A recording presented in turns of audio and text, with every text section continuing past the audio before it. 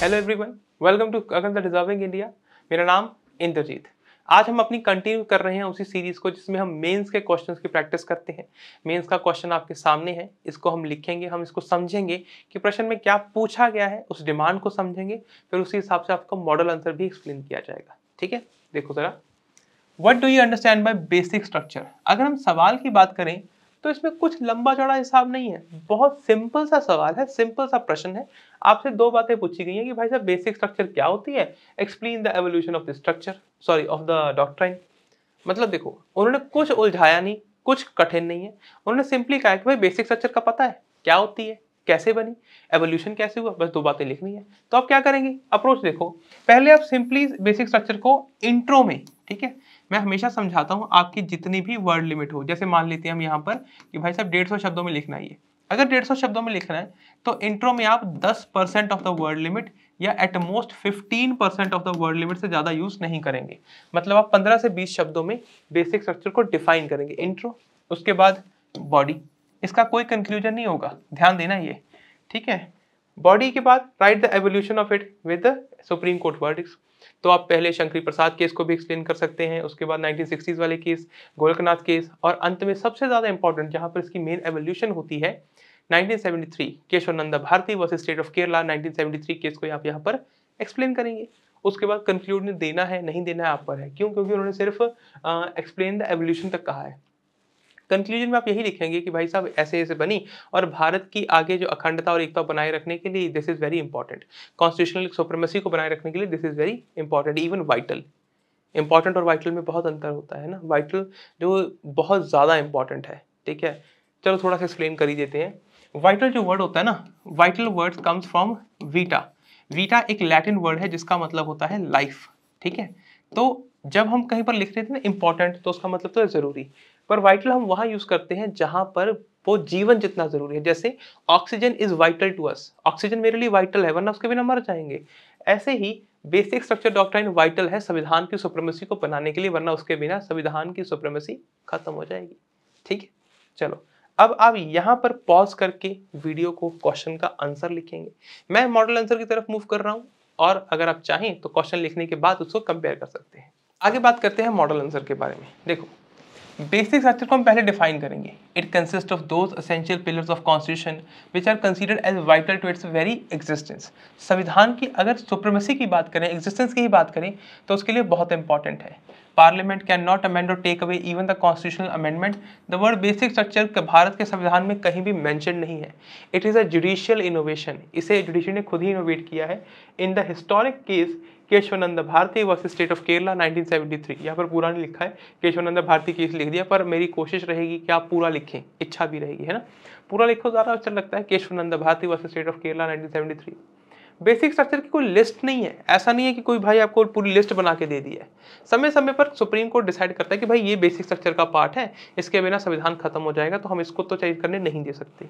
जैसे the constitution under article 368 empowers the parliament to amend the constitution, ठीक है, ध्यान से समझना। भारत के संविधान को अनुच्छेद 368 part 20 of constitution of India, parliament कभी भी अमेंड कर सकती है भारत के संविधान के किसी भी हिस्से को, including fundamental rights, even preamble, सबको अमेंड किया जा सकता है। बिल्कुल पहले पन्ने से लेकर आखिरी पन्ने तक किसी भी प्रावधान को अमेंड कर सकते हैं, पर यह ध्यान रखना है कि भाई साहब ये पावर एब्सोल्यूट नहीं है। अब इसका मतलब ये नहीं है कि आप कुछ भी अमेंड करते फिरोगे, राइट।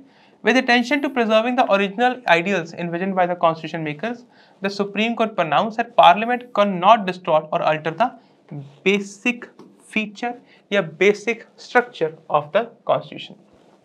जैसे Parliament inconsistent with the Constitution, it has the power to declare a law to be invalid. Ever since the Kesavananda Bharati case, Supreme Court has been interpreter of the Constitution and the arbitrator of all amendments made by the Parliament. तो अगर evolution की बात करें तो basic structure का evolution कहाँ से हुआ है? पहले ही साल में जब भारत का संविधान लागू हुआ, कब हुआ, 1950 में, पहले 51 में ही इसके ऊपर केस हो गया, इसे चैलेंज किया गया। The first constitutional amendment act of 1951 was challenged in Shankari Prasad versus union of India 1951 case. Supreme Court held that Parliament under Article 368 has the power to amend any part of the Constitution, including fundamental rights. तो भारत के संविधान सभा ने तो बना के दे दिया, पर भारत की पार्लियामेंट, ध्यान रखना, संविधान सभा अलग है, पार्लियामेंट अलग है ना। तो पार्लियामेंट अमेंड कर सकती है, कोई दिक्कत नहीं है, कोई चक्कर नहीं है, उनके पास कंप्लीट पावर है, वो चाहे तो फंडामेंटल राइट्स को भी अमेंड कर सकते हैं। पर उसके बाद एक इंपॉर्टेंट केस होता है Golaknath versus state of Punjab 1967 case. The supreme court overturn the Shankari Prasad judgement. ठीक है, उन्होंने कहा कि भाई साहब ठीक है, आप अमेंड कर सकते हो, सिर्फ procedure to amend the constitution, पर वो एब्सोल्यूट पावर नहीं दे रहा, आप अमेंड करो। इसका मतलब ये नहीं कुछ भी अमेंड करते फिरोगे। इसके बाद जो nullify the Golaknath judgement, the parliament in 1971 pass 24th amendment act and gave absolute power to parliament to make any changes in the constitution. फिर आया जी हिस्टोरिक केस 1973 का, Kesavananda Bharati versus state of Kerala 1973। Supreme court ने कहा कि भाई साहब ठीक है, 24th अमेंडमेंट एक्ट के तहत आप कह रहे हो कि भाई आर्टिकल 368 को कंप्लीट पावर दे दी गई है, पार्लियामेंट को अपनी मर्जी से कुछ भी अमेंड करो, मान लिया कुछ भी अमेंड करते फिर हम भी मना नहीं कर रहे, पर ध्यान रखना है कि भारत के संविधान की बेसिक स्ट्रक्चर को आप खराब ना करें, आप उसको अल्टर ना करें, but doing so the basic structure of the constitution is to be maintained. इसके बाद मिनर्वा मिल केस हुआ एंड वमन राव केस हुआ, मेनका गांधी केस भी हुआ। Supreme Court reaffirmed its position of Kesavananda Bharati judgment and mentioned that the basic structure doctrine is applicable post 1973। तो 1973 के बाद ये बेसिक स्ट्रक्चर डॉक्ट्रिन एप्लीकेबल है। अब इसके तहत सिंपल सी बात हम समझे तो पार्लियामेंट यानी आपकी संसद भारत के संविधान के किसी भी भाग को संशोधित कर सकती है, अमेंड कर सकती है, but the thing to remember they can't alter the basic structure of the constitution. आगे देखो conclusion. Despite the large number of amendments made to the Indian Constitution, the hopes and the idea of its formers remains intact and identifiable as Constitution adopted in 1949. This is principally due to the Supreme Court's decision in Keshwananda Bharati case, and this judgment or the basic structure doctrine is a very important part, or it plays a very significant role in keeping the constitutional supremacy in our country, right? I hope ये topic आपको यहाँ तक समझ आ गया होगा। हम मिलेंगे next video में, तब तक अपना ख्याल रखें, खुश रहें, धन्यवाद।